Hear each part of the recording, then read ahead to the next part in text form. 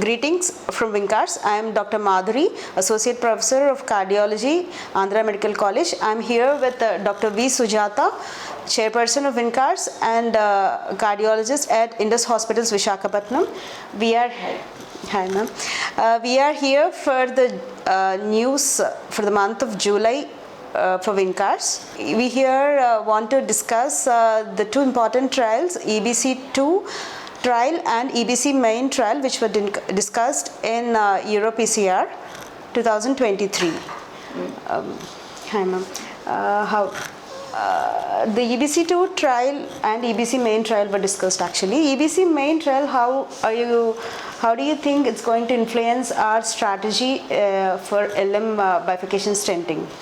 So EBC main, which has published the 3-year results at EuroPCR, is a groundbreaking trial because it has simplified our lives, especially in India, because it showed clearly that the stepwise provisional strategy is equivalent or even better than the elective double stenting group.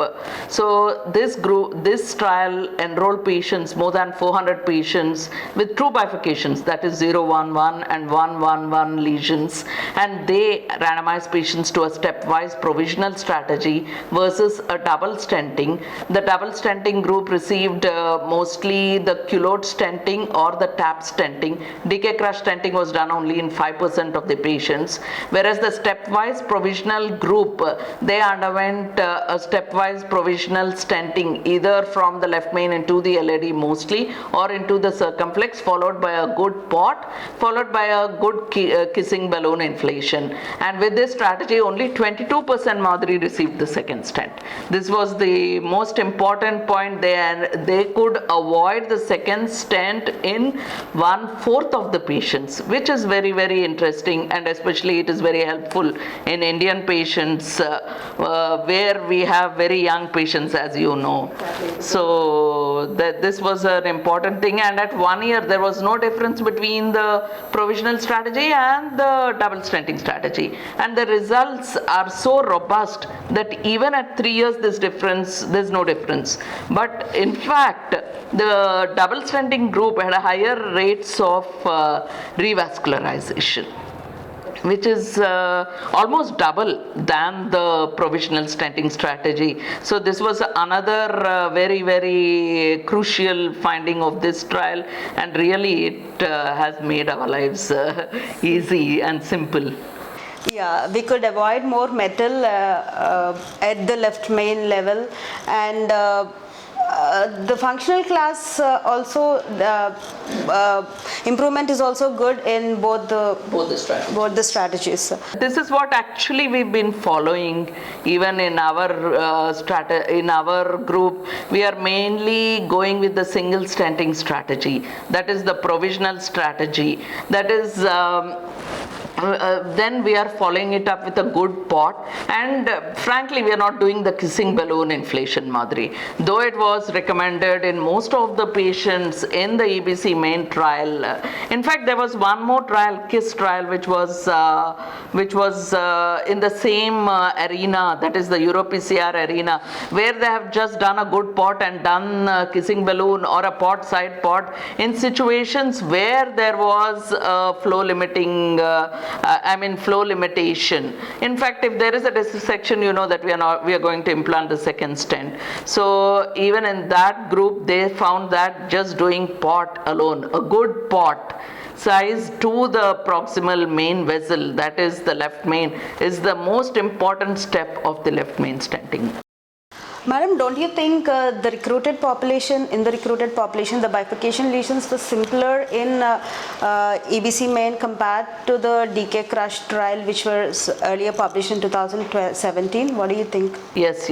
So you raised a relevant point. I feel that this population, the side branch stenosis was less than 10 millimeter in most of the patients, and the syntax score also was lower, was 23. whereas if you take the DK crush, the syntax score was around 31. So it was a higher population, and the complex bifurcations were seen in about 40% of the patients. The one more thing was the double stenting strategy was the DK crush, and as compared to the EBC main, where the second stent was implanted in 22%, in the provisional group around 40% received the second stent in case of the DK crush group. But the interesting thing about DK crush was, in the population, they have divided into simple population and a complex population based upon the definition criteria.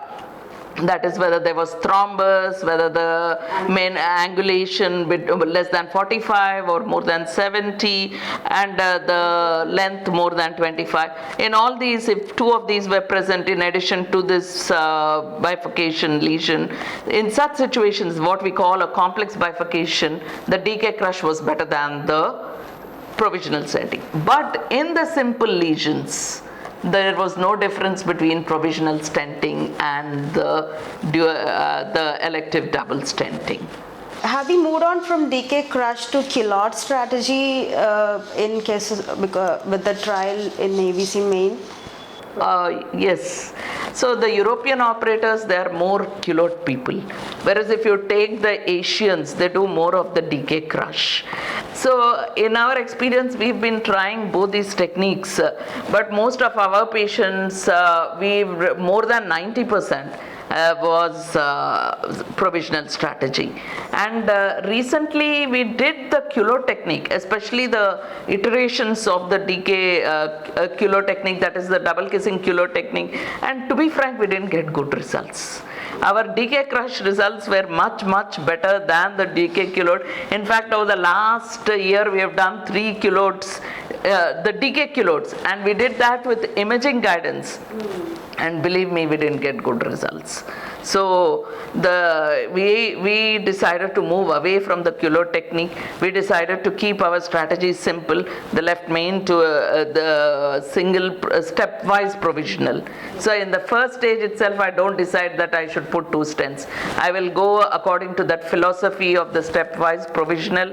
Initially stent, do a good pot, look at the side branch, maybe use imaging. I'm thinking of using imaging, especially in left main situation, see where the struts are. If the struts are across the circumflex, maybe then push them away gently with either a kiss, or I don't know the future whether I'm going to push them away with a drug coated balloon.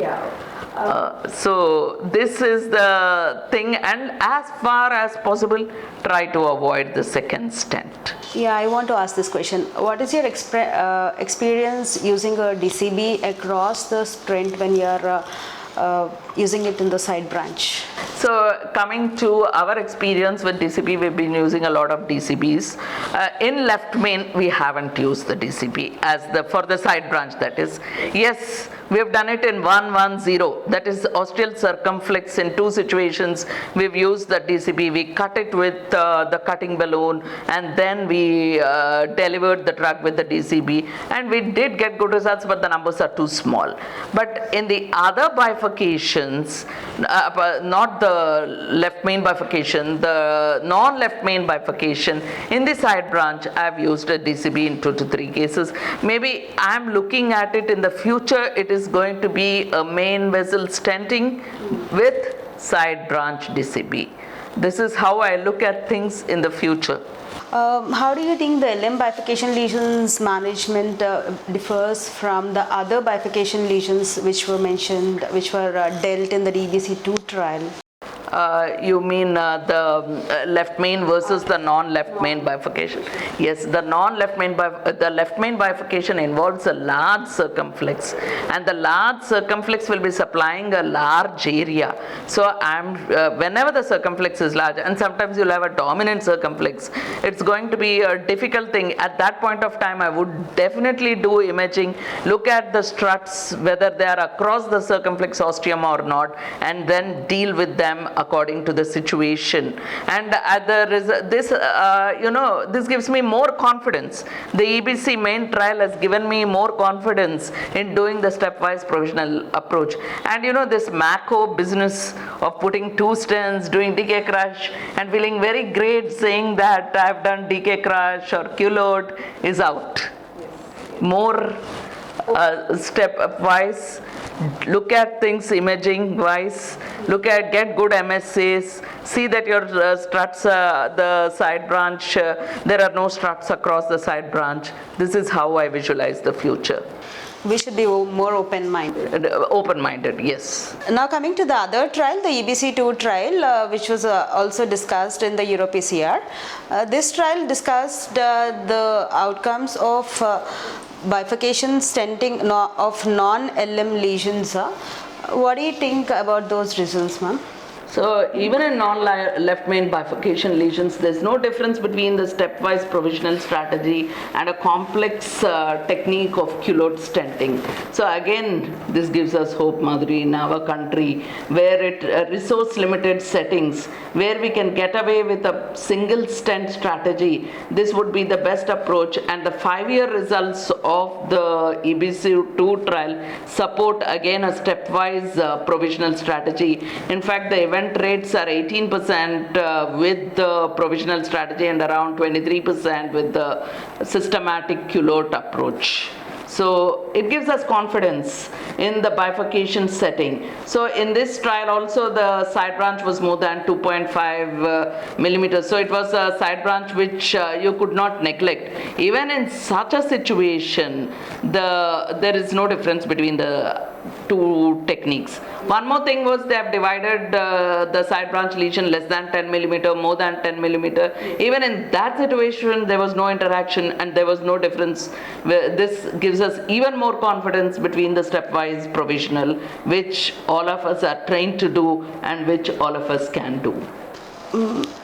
Why do you think there is a difference in the profiles of LM bifurcations and the non-LM bifurcations, ma'am? So basically both results are, both the trials like the EBC main or the EBC2 long-term results are showing that there is no difference between both strategies.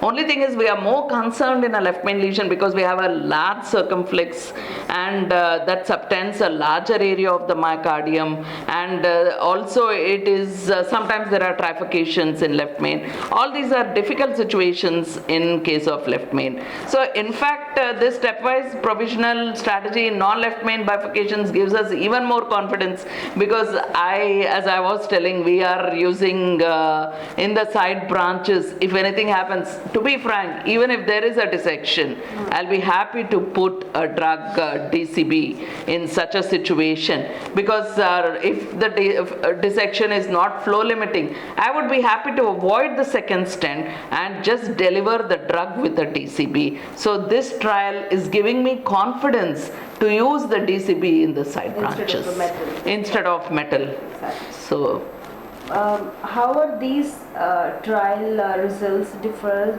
or you have the same results in your setup also?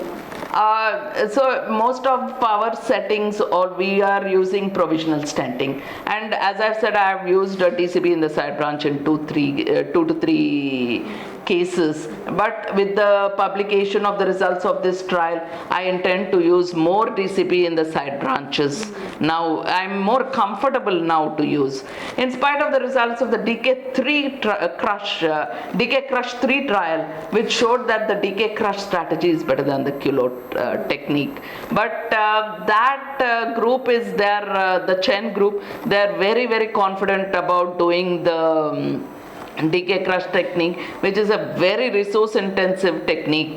Yes, it can be done, but it uses up a lot of resources, the radiation, the balloons, and to top it all, the metal. And in the decay crush trials, as you note, the revascularization is it is more. These events are driven by, the primary endpoint is driven by the revascularization. This is because there is a mandatory angiogram. It is not clinical driven as in the EBC2 or the EBC main. So because of the mandatory angiogram, you see that those events, they tend to crowd around that date of mandatory angiography. So that is the reason why these trials will show more superiority of the decay crush technique. And also they are more used to doing that technique. So finally, what the message we want to convey? I want to convey that let's try to avoid the second stent, the stepwise provisional strategy. It's not that you're not going to do the second stent. You will do the second stent when necessary, when mandated, when you have a flow limiting dissection, when you have a patient with a dissection, chest pain, or when you have a closure of the artery of the side branch. These are the situations in which I would consider the second stent, but otherwise I will do a stepwise layered provisional approach, and I will use the second stent when necessary, and maybe I will be using more of drug coated balloons, especially in non-left main bifurcations, and as I develop more and more experience, maybe we'll be using that in large vessels also, the DCBs. Maybe we need data on usage of DCBs in the bifurcation setting, and we look forward, as David Hiddick-Smith, the principal investigator of the EBC main study, was saying, yes, we are going to do data on this in the future. Thank you. Thank you, ma'am. Thank you.